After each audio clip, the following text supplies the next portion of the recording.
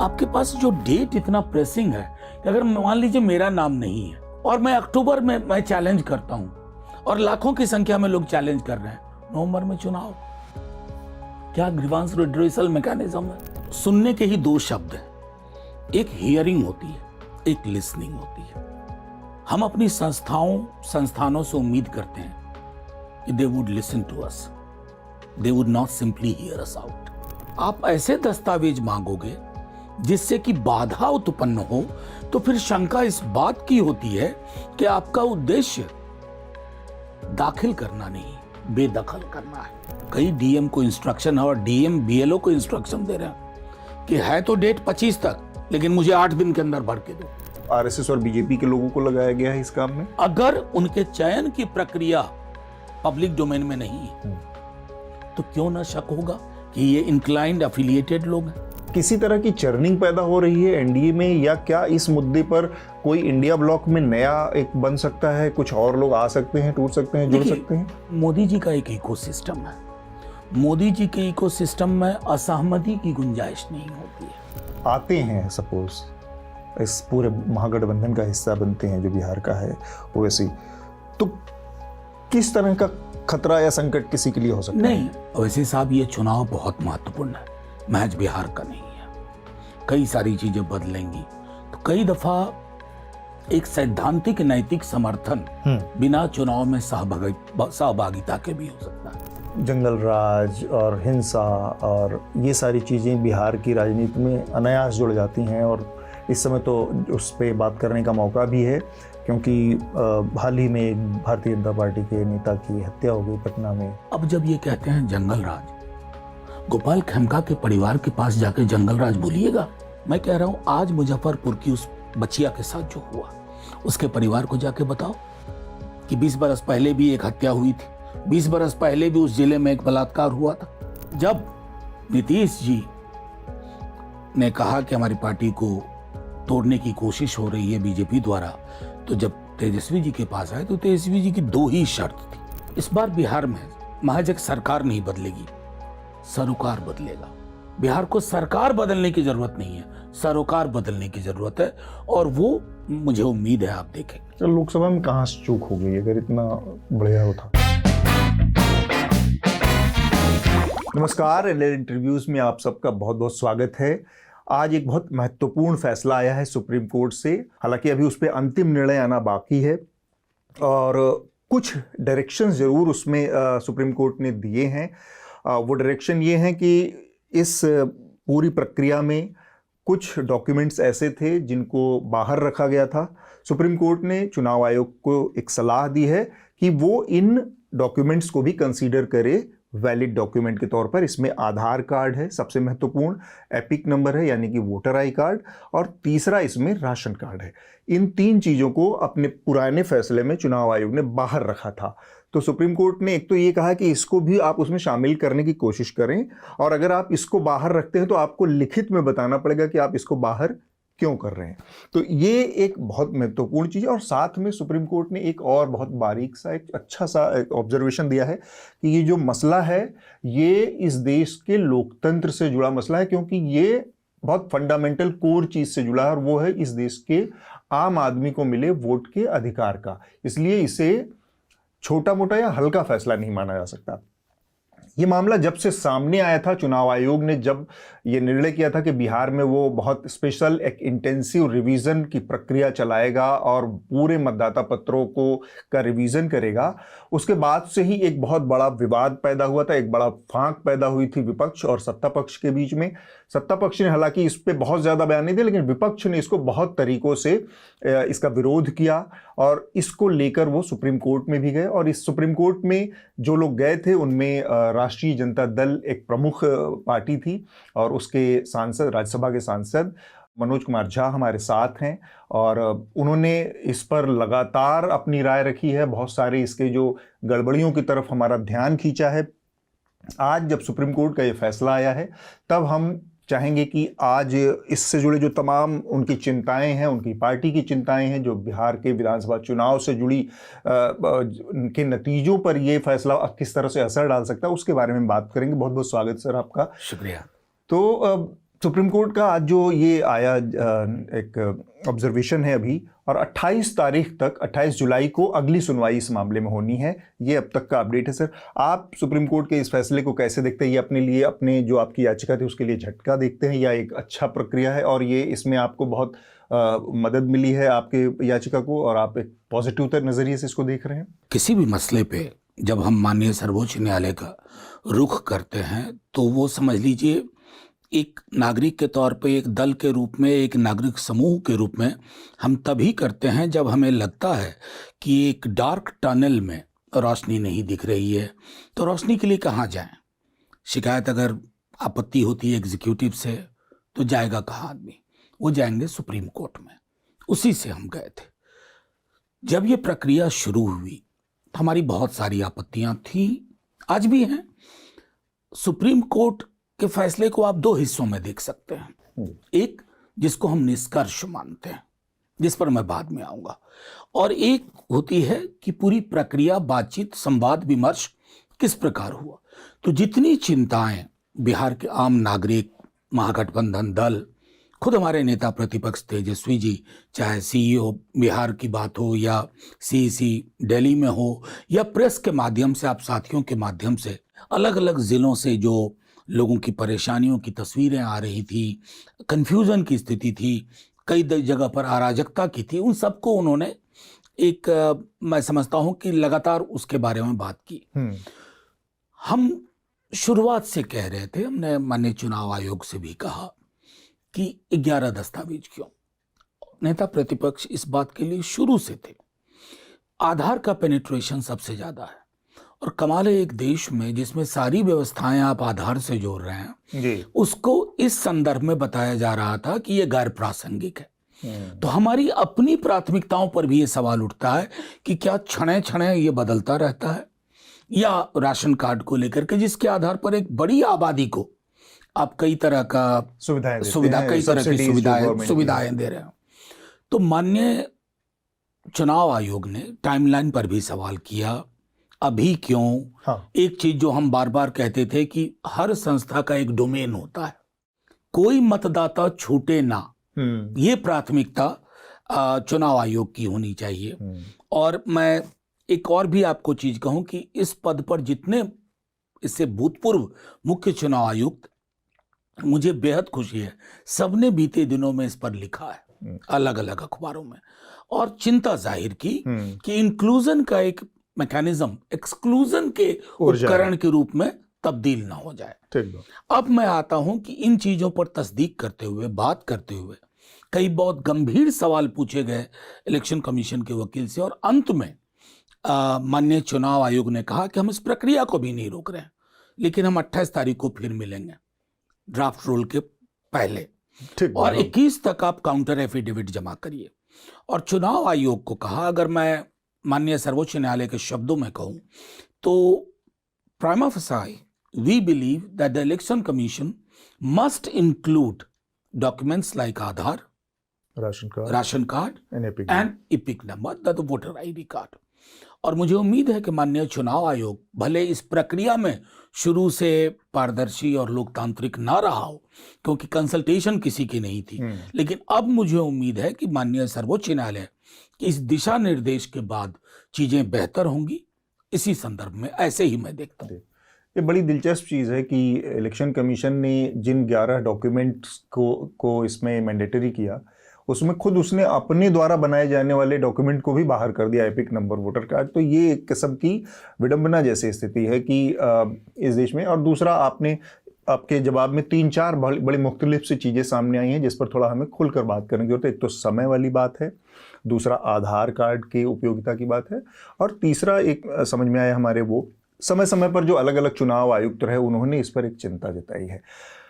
बिहार में खासकर चुनाव आयोग की भूमिका को बहुत सकारात्मक नज़रिए से लोग याद करते हैं, खासकर 2000 से 2005 के बीच में जो उसने बहुत सारे काम किए और जो मतदान करवाया उसकी बड़ी चर्चा रही, और उसमें तमाम तरह की बातें उस पर लिखी कही सुनी जाती हैं। वो एक अतीत का विषय, उस पर लोग बात कर सकते हैं।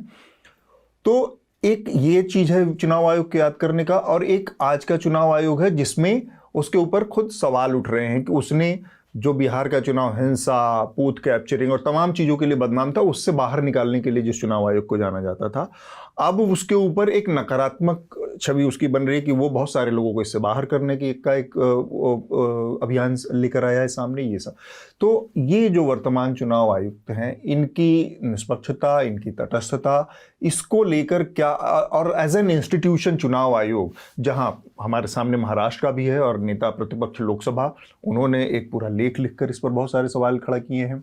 खुद न्यूज़ लॉन्ड्री ने बहुत सारी पड़तालें की हैं। तो मैं समझना चाहता हूं कि एज एन इंस्टीट्यूशन जो वर्तमान चुनाव, तो उनको आप कहां पाते हैं? देखिए, मैं समझता हूं कि व्यक्ति के बारे में टिप्पणी करने से पहले बेहतर होगा कि मैं उन प्रक्रियाओं को बताऊं कि कैसे हमने अब तक चुनाव आयोग को देखा है। जी। किसी भी संस्था के सारे फैसले आपको प्रीतिकर नहीं लग सकते हैं, क्योंकि हम सब सब्जेक्टिव बायस के हिसाब से चलते हैं। लेकिन मैं आपके माध्यम से एक बात जरूर कहूंगा, जिस दिन हम मिले माननीय चुनाव आयोग से, तमाम आयुक्तों से, हालांकि बातचीत तो सिर्फ मुख्य चुनाव आयुक्त कर रहे थे, बाकी दोनों उनके अगल बगल बैठे हुए थे, मैं पीड़ा में आकर के मैंने बाहर प्रेस को संबोधित करते हुए कहा, शायद मैंने जिंदगी में कभी नहीं कहा इससे पूर्व और आगे ना कहना पड़े। मैंने कहा कि मैं इस मीटिंग को सौहार्दपूर्ण कतई नहीं मानता, मेरे पास कोई कारण नहीं है। ऐसा कहने में ये सहज मेरे मुंह से नहीं निकला। I was upset. अंग्रेजी में एक शब्द है, सुनने के ही दो शब्द हैं, एक हियरिंग होती है, एक लिसनिंग होती है। हम अपनी संस्थानों से उम्मीद करते हैं कि they would listen to us, they would not simply hear us out. वहां लिसनिंग कंपोनेंट हमने थोड़ा कमतर देखा। ये पीड़ा का विषय था। मुझे याद है जब इन्होंने टेक ओवर किया था हमारे मुख्य चुनाव आयुक्त ने, तो हम सबको बहुत अच्छा लगा था जब इन्होंने कहा था कि मेरे कोई भी निर्णय पॉलिटिकल पार्टीज से बातचीत के बाद ही होंगे। इतना बड़ा निर्णय 22 वर्षों के बाद आप इंटेंसिव रिवीजन में जा रहे हो और शुरुआत उस राज्य से कर रहे हो जहां सितंबर के आखिरी हफ्ते में नोटिफिकेशन आएगा। हाँ। नवंबर तक चुनाव होना है, 15 नवंबर तक चुनाव होना है। मतलब 2 महीने से भी कम का वक्फा है। Why only from Bihar? Number 1, आप ये लोकसभा चुनाव की ठीक बात कर सकते थे, यही नेता प्रतिपक्ष तेजस्वी जी कह रहे थे, आलोचना से नहीं, सलाह के माध्यम से। आपने उसको खारिज किया। हमने उनके सामने विनती की कि देखिए, मैकेनिज्म इंक्लूड करने का हो, एक्सक्लूड करने का ना हो। उन्होंने बातचीत के दौरान बताया, जो हम सब जानते हैं, कि 20% बिहार के लोग तकरीबन बाहर रह रहे हैं। मुझे लगा कि इलेक्शन कमीशन की ऐसी राय है कि इसमें एक बड़े स्केल के वोटर, अगर वो सूरत में है तो सूरत के वोटर होंगे, बड़ोदरा में है तो बड़ोदरा के वोटर होंगे। ये तो कंजेक्चर हुआ ना। संस्थाएं प्रिजम्पशन और कंजेक्चर से नहीं चलती है, एविडेंस से चलती है। उनके पास डाटा हार्ड फैक्ट होना चाहिए। अब तकरीबन 22 से 23 दिन में उस आबादी को आप कह रहे हो कि आप आओ, ये 11 दस्तावेज में से ही जमा करो और वेरीफाई करो, फिर सत्यापन करो, खुद ही साबित करो। तो स्टेट की, राज्य की जो भूमिका होती थी, वो व्यक्ति पे डाल दिया गया। और मैंने कहा भी, उनको उदाहरण के लिए उनके समक्ष रखा कि मैं विश्वविद्यालय में शिक्षक हूं और मैं एक छात्र को कहता हूं कि तुम्हारे पेपर जो असाइनमेंट दिया है उसमें चीटिंग है। तो अगर मैंने एक्यूज किया है तो मुझे प्रूव करना चाहिए ही और शी हैज चीटेड। कहां पे, और कैसे, ना कि मैं प्रिज्यूम करूं कि ही और she has to prove it. ये नेचुरल लॉ के भी खिलाफ है। तो इस तरह की बहुत सारी चीजों को देखने के बाद, और उसके बाद एक ब्यूरोक्रेटिक जो होता है ना, इंडियन डेमोक्रेसी बड़ी खूबसूरत चीज है। मैं बताऊं, मैंने उदाहरण दिया और आपको भी कहता हूं, मैं किसी दल में नहीं था, एक्टिविज्म में था, यूनिवर्सिटी में टीचर था। मैं मेल लिखता था तत्कालीन सीईसी को कि मुझे इस विषय पे बात करने के लिए आपसे थोड़ा वक्त चाहिए।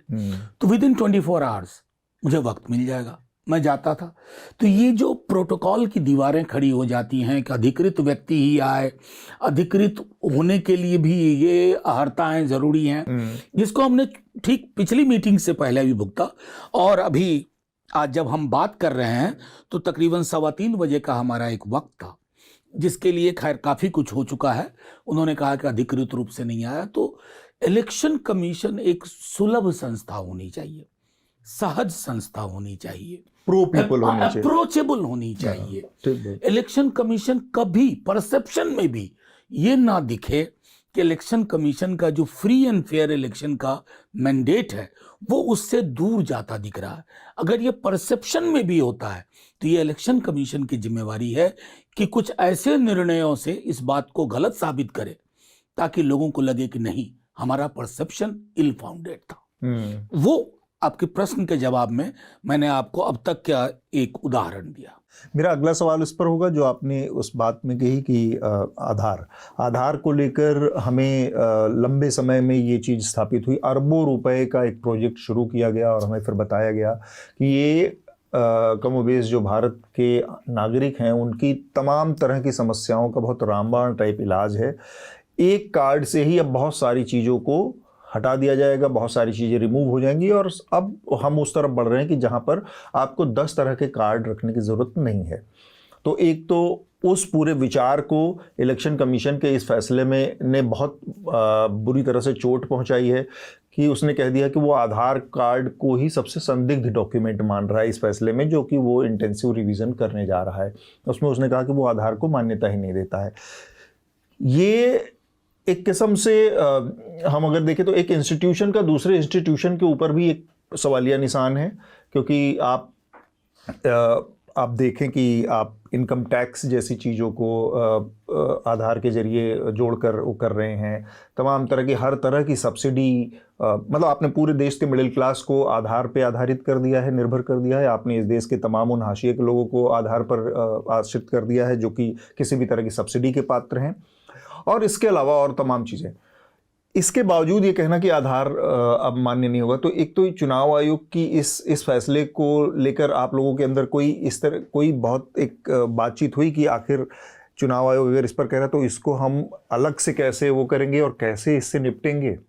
देखिए, ये सवाल इसलिए मेरा पूछने का मकसद था क्योंकि बिहार खासकर जो राज्य है ना, वो बहुत ही डाटा और डॉक्यूमेंट डेफिशिएंट राज्य भी है। मेरे ख्याल से आज की तारीख में सबसे ज़्यादा लोगों के पास बिहार में जो होगा वो आधार कार्ड होगा। जैसे ये जो 11 डॉक्यूमेंट की लिस्ट बनाई गई है चुनाव आयोग ने के द्वारा, उसमें पासपोर्ट है। बिहार में 2-2.5% के आसपास लोगों के पास केवल पासपोर्ट है। बर्थ सर्टिफिकेट की यही स्थिति है, 15% के आसपास है करीब। ज़्यादातर जो डॉक्यूमेंट है उसमें ऐसा ही है। तो इसलिए मैं जानना चाहता कि बिल्कुल, अब इसलिए मैं आपको कह रहा हूँ कि नेता प्रतिपक्ष की सबसे बड़ी तेजस्वी जी की चिंता यही थी। आधार कार्ड का, अगर मैं सही कह रहा हूं तो पेनिट्रेशन तकरीबन 86-87% है बिहार में।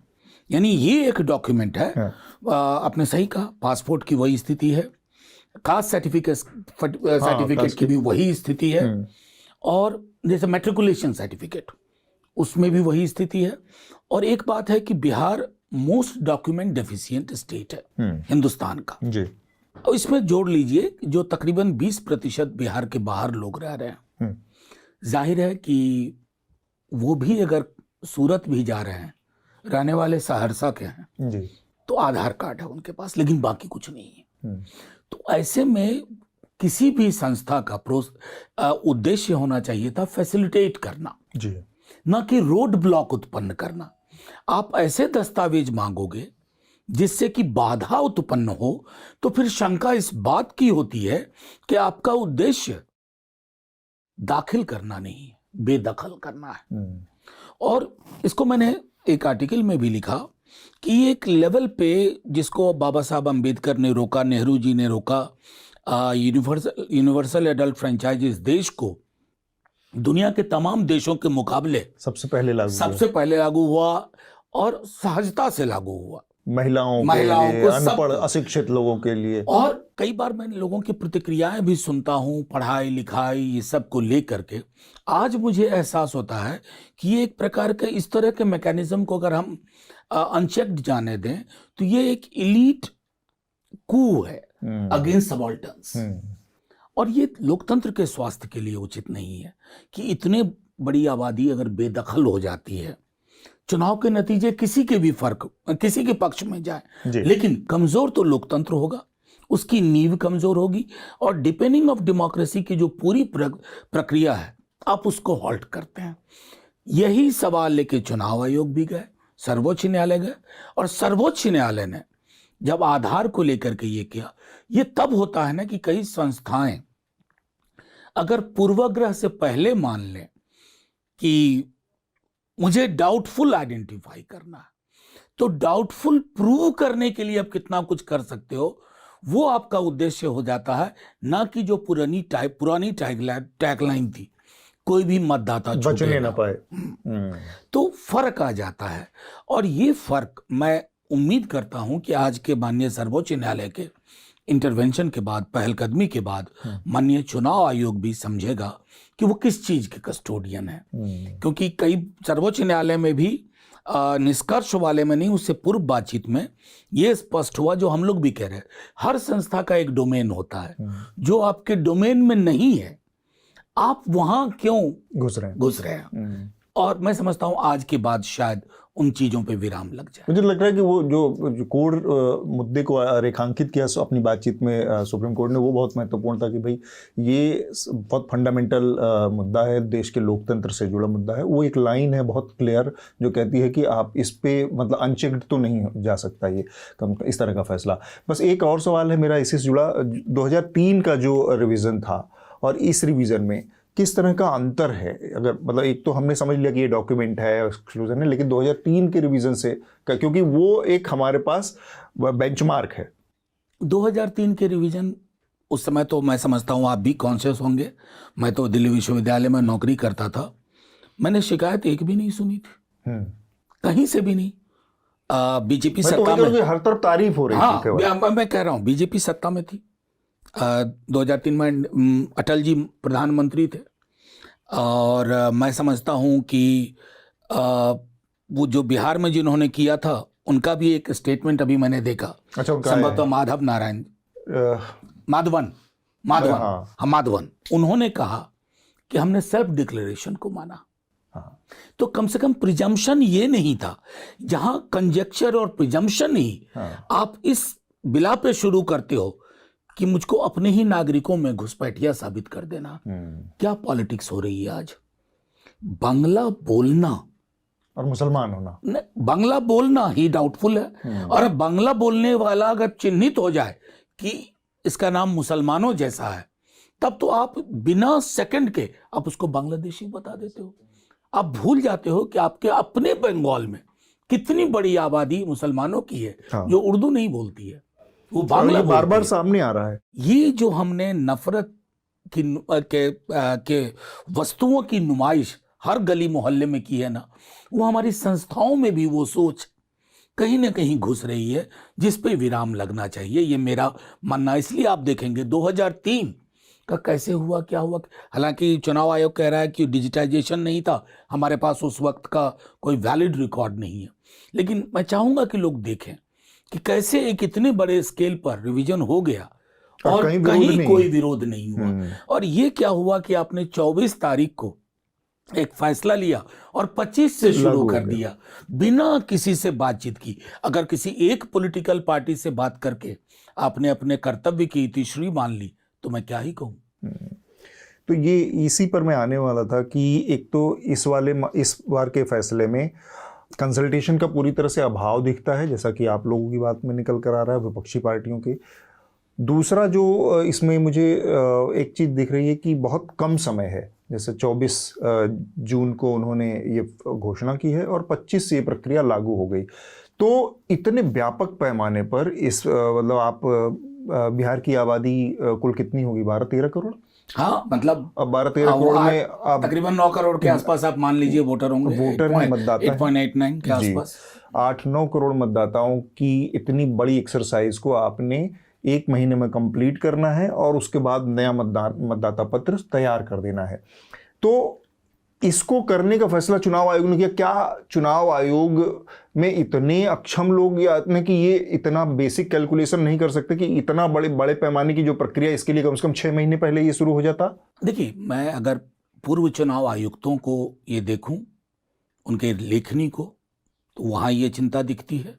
आज माननीय सर्वोच्च न्यायालय ने जो सवाल पूछे जी, वहां भी ये चिंता दिखी। हाँ, कि अगर आपको इस स्केल पे इस इंटेंशन से करना था, you could have started early, आपको पहले शुरू करना था, नहीं किया। मैं समझता हूं कि अभी जैसे आप देखिए, चुनाव आयोग प्रतिदिन एक बाकी जमीन पे क्या हो रहा है नहीं पता, लेकिन ट्विटर हैंडल पे वो बताते रह रहे हैं कि 55% हमने इन्यूमरेशन कर दिया, 57% ये। अब ये देखिए, इसमें एक बहुत बड़ा पेंच है। फॉर्म आपने ले लिए, दस्तावेज का क्या हुआ? अभी आपको जब लगा, कई डीएम को इंस्ट्रक्शन है और डीएम बीएलओ को इंस्ट्रक्शन दे रहे हैं कि है तो डेट 25 तक, लेकिन मुझे 8 दिन के अंदर भर के दो, कंप्लीट करो, खत्म करो। तो कई सारी चीजें हो रही हैं। आपने वॉलंटियर्स अपॉइंट किया, ये कौन वॉलंटियर्स है? हम तो नहीं जानते। क्या ये पॉलिटिकली एफिलिएटेड लोग हैं? इसके बारे में कोई सूचना नहीं है। इसको क्यों नहीं आपने पब्लिक डोमेन में रखा? किस आधार पे ये वॉलंटियर्स चुने गए? तो क्या ऐसी कोई सूचना भी है कि ये जो वॉलंटियर हैं, इसमें मैं जो मुझे सूचनाएं फिल्टर होके आई हैं, मैं इसको कहीं से सत्यापित नहीं कर सकता कि वो आरएसएस और बीजेपी के लोगों को लगाया गया है इस काम में? अगर मुझे पता ही नहीं है ये कौन लोग चिन्हित किए गए, और ये मांग की हमने कि आप ये पब्लिक डोमेन में रखिए। हमने ये भी मांग की कि आप डैशबोर्ड रखो, जैसे कोविड में था, हमें पता होता था लाइव डैशबोर्ड एक होना चाहिए, वो आपने नहीं दिया। आप शाम में जाकर बताते हैं 58%, लेकिन मुझे पता नहीं है 58% with document, without document, document to be verified later, ये सारी कैटेगरीज अलग अलग है। और ये वॉलंटियर्स कौन है जो आपको मदद कर रहे हैं? मान लीजिए हमारे बीएलए हैं, बीजेपी के बीएलए हैं, कांग्रेस के हैं, सीपीआई-एमएल के हैं, सीपीआई के हैं, वो मैं मान लिया, लेकिन ये वॉलंटियर्स कौन है जिनकी भूमिका महत्वपूर्ण होगी? अगर उनके चयन की प्रक्रिया पब्लिक डोमेन में नहीं है तो क्यों ना शक होगा कि ये इंक्लाइंड एफिलिएटेड लोग हैं? इससे नुकसान किसका हो रहा है? नुकसान चुनाव आयोग की छवि का हो रहा है, जो मैंने पहले सवाल के जवाब में कहा था कि अगर सच ना भी हो, परसेप्शन के स्तर पर आपकी छवि ये बन रही है, तो आपको इस छवि को तोड़ने की जितनी कोशिशें हो सकती हैं वो करनी चाहिए। ठीक बात। एक सवाल इससे, इसका जो दूसरा पहलू है बिहार की राजनीति के जो सत्ता पक्ष है, एनडीए के नज़रिए से मैं कहूँ तो एनडीए के कई घटक दलों पर थोड़ा सा मैं जाना, जैसे चिराग पासवान है, उन्होंने इसका अलग अलग तरीकों से एक तरह से इसकी खिलाफत की है, इस फैसले की चुनाव आयोग के। लेकिन जो मुख्य पार्टी है इसमें नीतीश कुमार की जेडीयू है, उसने इसका समर्थन किया एक तरह से। क्यों, कैसे, उनके नेताओं के बयान आ रहे हैं। तो ये किसी तरह की चर्निंग पैदा हो रही है एनडीए में, या क्या इस मुद्दे पर कोई इंडिया ब्लॉक में नया एक बन सकता है, कुछ और लोग आ सकते हैं, टूट सकते हैं, जुड़ सकते हैं? वो तो मैं क्या बताऊं, ये स्पेकुलेशन की चीज है। लेकिन अभी 3-4 दिन पहले एक प्रमुख अंग्रेजी दैनिक ने एक लीड स्टोरी की थी कि बेचैनी जदयू और एलजेपी के अंदर भी है, लेकिन मोदी जी का एक इकोसिस्टम है। मोदी जी के इकोसिस्टम में असहमति की गुंजाइश नहीं होती है। अगर आप असहमत हैं तो आपके लिए निकास द्वार सुनिश्चित बाहर से। हाँ, अब निकास द्वार देख करके लोग असहमति बोलने से डर जाते हैं।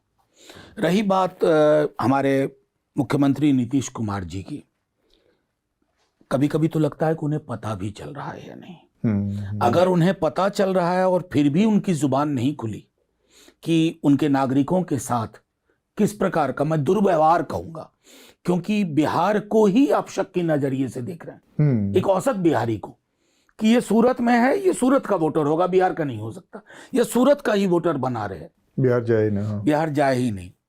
तो मुझे लगता है कि अगर उनको जानकारी है और तब ये हो रहा है तो ये चिंता का विषय है, और अगर उनको जानकारी नहीं है तो बिहार चला कौन रहा है, उनसे कम्युनिकेशन हो भी रहा है या नहीं, तो वो उससे बड़ी चिंता का विषय है।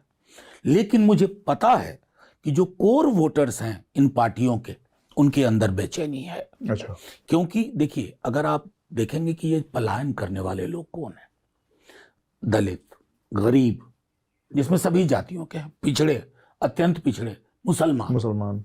अब अगर एक इतनी बड़ी आबादी में से मान लीजिए कुछ लाख को आप इनएलिजिबल कर देते हैं, और माननीय सर्वोच्च न्यायालय ने भी पूछा कि आपके पास जो डेट इतना प्रेसिंग है कि अगर मान लीजिए मेरा नाम नहीं है और मैं अक्टूबर में मैं चैलेंज करता हूं, और लाखों की संख्या में लोग चैलेंज कर रहे हैं, नवंबर में चुनाव, क्या ग्रीवांस रिड्रेसल मैकेनिज्म है? तो इन सारी चीजों पे दिक्कत तब नहीं होती ना, जब माननीय चुनाव आयोग ने पूर्व में ही पहले इस पर अध्ययन किया होता। हाँ। जैसे कोई अध्ययन होता कि ये 11 दस्तावेजी क्यों, हम सेटिस्फाइड हो जाते, पहले से उसका जवाब देते। हाँ, वो सब नहीं हुआ, और नतीजे में आज इस स्केल का कंफ्यूजन है।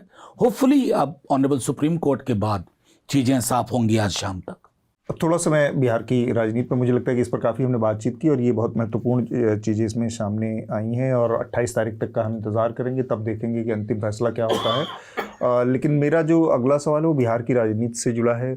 कमोबेश मतलब मंच तैयार हो चुका है बिहार विधानसभा चुनाव के, और उसमें एक जो घटक है उसके नज़रिए से मैं थोड़ा आपसे समझना चाह रहा हूँ कि असदुद्दीन ओवैसी का एक बयान आया कि हमको आप अकोमोडेट कीजिए इंडिया ब्लॉक में और बिहार में सीटों के नज़रिए से, वरना फिर मुझे अकेले लड़ने के लिए मजबूर होना पड़ेगा, क्योंकि भाई मैं भी पॉलिटिक्स में हूँ, तो मैं लड़ूंगा तो है ही है, ऐसा तो नहीं कि मैं बैठ जाऊँगा।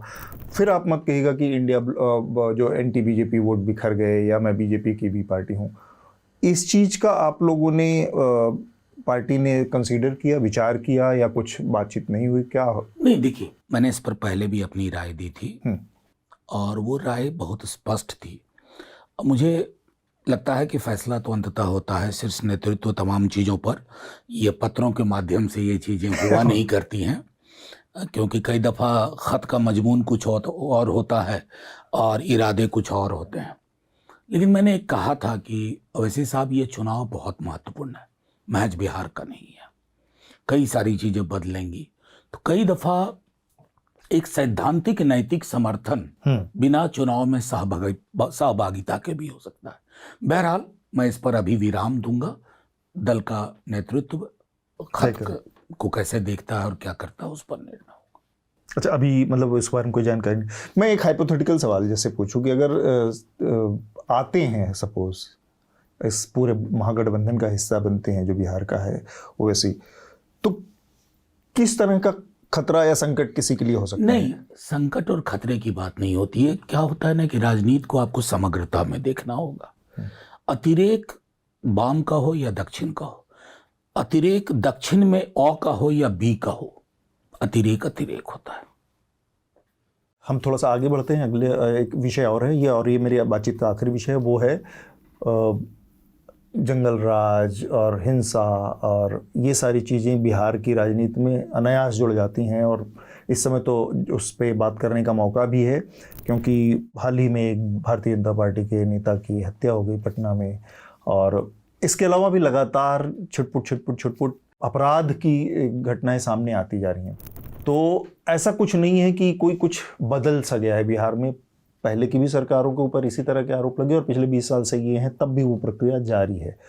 ऐसे में मतदाताओं को जब कन्विंस करने की बारी आएगी या उनको, तो आपको क्या लगता है कि कैसे आप या जो आरजेडी है वो कैसे लोगों के बीच में जाएगी?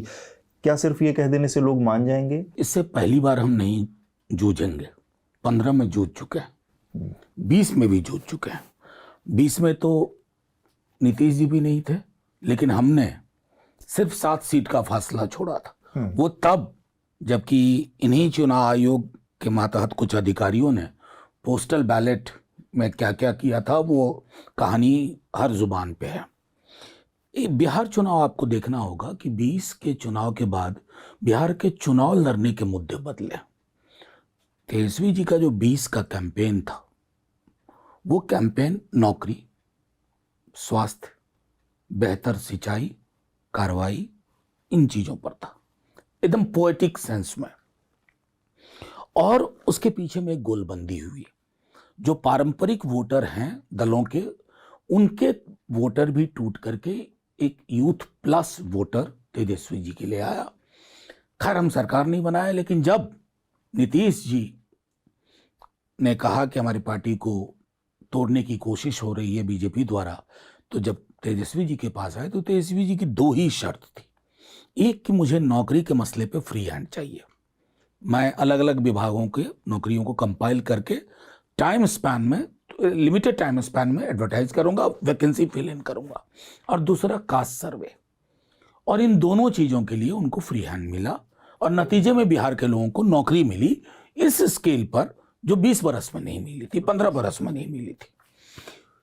उससे एक विश्वसनीयता, जिसको कहते हैं पॉलिटिक्स ऑफ क्रेडिबिलिटी बहुत बढ़ी। तो उसमें जो हमारे गैर पारंपरिक वोटर हैं वो भी, मतलब गांव देहात में जाइएगा, कोई किसी से पूछेगा नौकरी मतलब, तो वो अगला रिक्त स्थान में तेजस्वी भर देगा। ये हासिल होना बहुत बड़ी चीज है लॉ एंड ऑर्डर को लेकर के। अब जब ये कहते हैं जंगल राज, गोपाल खेमका के परिवार के पास जाकर जंगल राज बोलिएगा। हालांकि मैं एनसीआरबी का तब का आंकड़ा अब का आंकड़ा रख दूं तो वो कहानी कुछ और होगी। इसीलिए मैंने कहा कि बड़ा कंटिन्यूएशन है। उसमें जाना ही नहीं चाहता। मैं कह रहा हूं आज मुजफ्फरपुर की उस बचिया के साथ जो हुआ, उसके परिवार को जाके बताओ कि 20 बरस पहले भी एक हत्या हुई थी, 20 बरस पहले भी उस जिले में एक बलात्कार हुआ था। ये क्या होता है ना कि ये आपकी संवेदन शून्यता दिखाता है। और बिहार के लोग इस बात से वाकिफ हैं कि इस बार बिहार में महज एक सरकार नहीं बदलेगी, सरोकार बदलेगा। बिहार को सरकार बदलने की जरूरत नहीं है, सरोकार बदलने की जरूरत है। और वो मुझे उम्मीद है आप देखेंगे। तो लोकसभा में कहाँ से चूक हो गई अगर इतना बढ़िया होता? देखिए वो क्या है ना कि success has many parents, failure is an orphan. तो कई चीजें होती हैं, कभी माइक्रो मैनेजमेंट में कुछ चीज कहीं दिक्कत हो जाती है, लेकिन जाहिर तौर पर उनमें से कई चीजों को व्यक्तिगत रूप से तेजस्वी जी ने देखा है। और चादर भी बड़ी होगी और दायरा भी ऐसा होगा कि मैक्सिमम लोग उस चादर में आए और एक बेहतर मुकाम दें। एक आखिरी सवाल, चुनाव आयोग की भूमिका से आपने पूरे चुनाव की प्रक्रिया को लेकर एक बड़ी लड़ाई अभी लड़ी रहे हैं और एक सिस्टम के प्रेजुडिस की तरफ आप इशारा कर रहे हो। 2020 का आपने साथ में जिक्र किया जिसमें आखिर में आते आते 8, 10, 15 सीटों का ऐसा मसला फंसा था जिसमें कि बहुत कम मार्जिन से 100, 150, 200, 800, 2000 के अंतर से हार जीत हो गई और आखिर तक ऐसा लग रहा था कि जहां आरजेडी सरकार बनाई। मैं अगर थोड़ा सा ठीक से याद कर पा रहा हूं तो उस समय और अब भी आप अलग अलग मौक़ों पर आपने बयान दिया था कि उसमें एडमिनिस्ट्रेशन ने, अधिकारियों ने एक पक्षपात भरा रोल निभाया था और कई सारी चीज़ें वहाँ पर आखिर के समय में गड़बड़ की गई थी। इन सब चीज़ों से निपटने के लिए आगे क्या रणनीति होगी? एक तो इलेक्शन कमीशन का हमने लंबे समय तक काफ़ी बात की ही आज कि उसका क्या रवैया और कैसे ये वो जो भी, और दूसरा कि जो एडमिनिस्ट्रेशन है, तो क्या ऐसा है कि आप लोगों को दोहरी लड़ाई, एक तो विपक्षी पार्टी जो चुनौती, एक सत्ता पक्ष है जो उससे चुनौती मिल रही है, तो ये तो दलों की लड़ाई दलों से हो गई, प्लस एडमिनिस्ट्रेशन अलग से आपके रास्ते में खड़ा है, ये सेंस बार बार आ रहा है। देखिए एक बात बताऊं, हम ही नहीं, देश के हर विपक्ष के दल को ये विडंबना है कि हमने इमरजेंसी की 50वीं वर्ष अभी बिता और बड़ी लंबी चौड़ी बातें की, बड़ी बड़ी बातें, उन लोगों ने भी बड़ी बड़ी बातें की जिन्होंने, इंदिरा जी के, मैं तो कहता हूँ इंदिरा जी के एडवाइजर बहुत स्मार्ट नहीं थे। इनके जैसे होते तो प्रोविजन की जरूरत भी नहीं थी, सब हो जाता और काम सब हो जाता जो हो रहा है, जो उनकी पॉपुलैरिटी थी। हाँ। तो मैं ये कहना चाहता हूँ आपके माध्यम से कि विपक्ष के दलों के लिए लड़ाई मुश्किल होती जा रही है। आप एक मशीन से लड़ते हैं जिसका नाम बीजेपी है, जो रिसोर्स में बहुत बड़ी है, बहुत आगे है, मतलब मीलों तक दूसरा कोई नहीं है। दूसरा आप मीडिया के एक बड़े वर्ग से लड़ते हैं जो उनके साथ चस्पा है। तीसरा आप एजेंसीज को भी देखते हैं। अभी देखिए बिहार चुनाव आएगा तो बंद केसेस खोले जाएंगे, छापे पड़ेंगे, तो ईडी, आईटी, सीबीआई है। इलेक्शन कमीशन वाले पिछले चुनाव की मैं एक चीज आपको कहना चाहूंगा जो आपके व्यूअर्स को भी लगेगा। आमतौर पे हमारी पार्टी पोस्टल बैलेट में बहुत अच्छा नहीं करती थी। उस बार जब पोस्टल बैलेट मॉर्निंग में वही खुलता है, हाँ। तो हम 3/4 तक के टारगेट पे जा रहे थे। तो पोस्टल बैलेट से आपको इंडिकेशन मिलता है 3/4 में हम जा रहे थे। कई जगह पोस्टल बैलेट की काउंटिंग रोक दी गई। आमतौर पे नॉर्म ये है कि पोस्टल बैलेट खत्म होने के बाद आप ईवीएम में जाते हैं, लेकिन कई जगह रोक दिया गया। उसके बाद पोस्टल बैलेट में बहुत बड़ा अधिकार होता है रिटर्निंग ऑफिसर का कि ये वैलिड है, ये इनवैलिड है। इलेक्शन काउंटिंग के उस फेज में जब ईवीएम खुल गया एक तरफ, पोस्टल बैलेट पे आपत्तियां वो दरकिनार की गई। और मैं कई कॉन्स्टिट्यूंसी बता सकता हूं, कहीं 250 से 12 वोट से हिलसा। तो ऐसे कई उदाहरण हैं। लोकतंत्र विजिलेंस से चलता है। हमने पिछली बार से सीखा है, विल रिमेन विजिलेंट। और इस बार ट्रेनिंग भी बहुत हुई है, ना सिर्फ पोटेंशियल उम्मीदवारों की बल्कि हमारे जो बीएलए हैं उन तक की, और जो काउंटिंग के लिए पोटेंशियल लोग रहेंगे इस प्रक्रिया में उन तक की। विजिलेंस ही लोकतंत्र को बचा पाएगा ऐसे दौर में जहां संस्थाओं पर से लोगों का भरोसा उठ सा गया है। हमसे बातचीत करने के लिए बहुत बहुत शुक्रिया सर। Thank you.